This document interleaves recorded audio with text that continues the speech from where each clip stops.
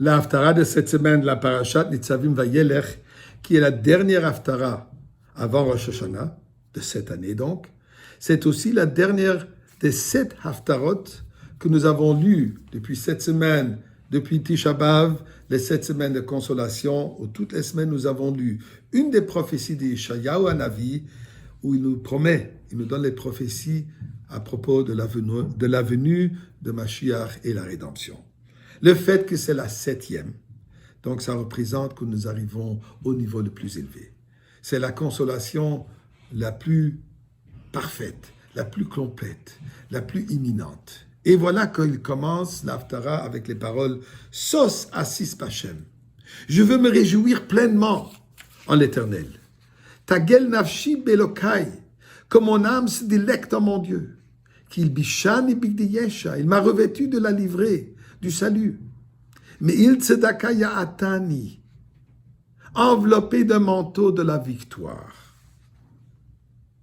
Que chatan yechaher pe'er, tel un fiancé orne sa tête d'un diadème, v'chakalat ade kileha, tel une jeune épouse se pare de ses joyaux. Ki cha'aretz totitzimcha, car de même que le sol développe ses plantes, Uchagana zeru'eh atatzmiach, de même qu'un jardin fait germer les graines qui lui sont confiées par Dieu. Ainsi, Dieu, yatzmiach tzedaka utihila, fera éclore le salut, neged kol hagoyim, et la gloire à la vue de toutes les nations. Le prophète nous parle d'une joie, une joie extraordinaire, une joie qu'on n'a jamais expérimentée, une joie qu'on n'a jamais pu se réjouir, puisqu'il faut comprendre que la joie que nous allons mériter au moment de la venue de Mashiach, au temps de Mashiach, dépassera de loin toutes les joies que le peuple juif a connues, même dans les moments les plus glorieux. Durant l'exil, rien à comparer à cette joie extraordinaire que nous allons réjouir au moment de la Géoula.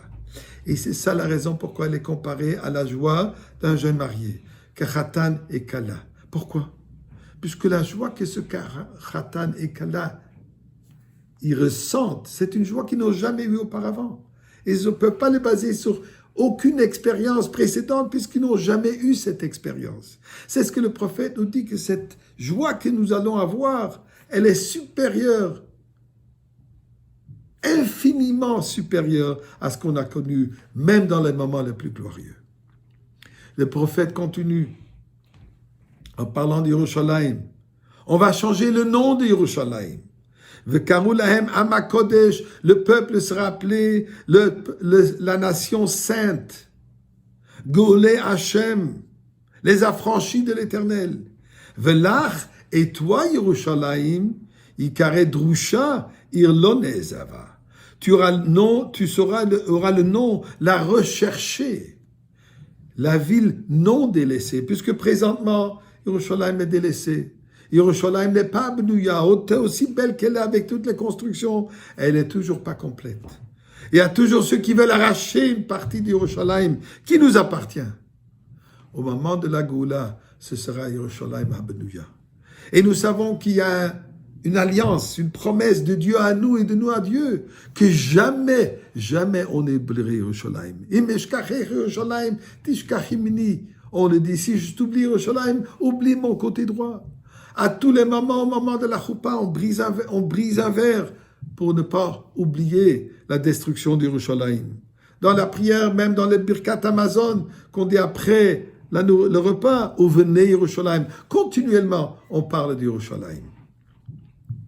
Mais là, l'Haftara continue en nous disant que Édom, le puissant Édom, qui nous cause déjà 2 millénaires de souffrance, l'exil d'Édom dans lequel nous sommes présentement, dit l'Haftara, dit Yeshayahu, d'un coup Dieu va les détruire.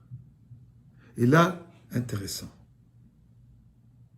ce que nous vivons aujourd'hui, une destruction pas nécessairement physique, malheureusement c'est ça aussi, mais une destruction de la gloire, de l'idéologie, de la ga'ava, de cet orgueil de Édom, qui s'est dit tout-puissant. Un petit virus que Dieu a envoyé, Édom est mis à plat.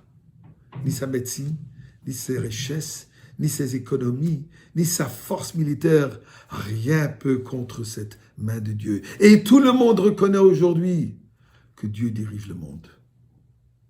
Ce n'est ni les politiciens, ni les armées. C'est Dieu lui-même. C'est ce que l'Haftara nous dit ici aujourd'hui. Dieu, il va venir et détruire cet orgueil d'Édom pour nous préparer à la venue de Mashiach. Et nous disons à Kadosh Baruch Hu, nous sommes prêts. On veut aujourd'hui allumer les bougies de Shabbat à Yerushalayim à 6h10. Mais si Chas v'Shalom non, on va l'allumer à Montréal à 6h54, tout en espérant qu'on arrive encore avant Shabbat avec Mashiach à Yerushalayim.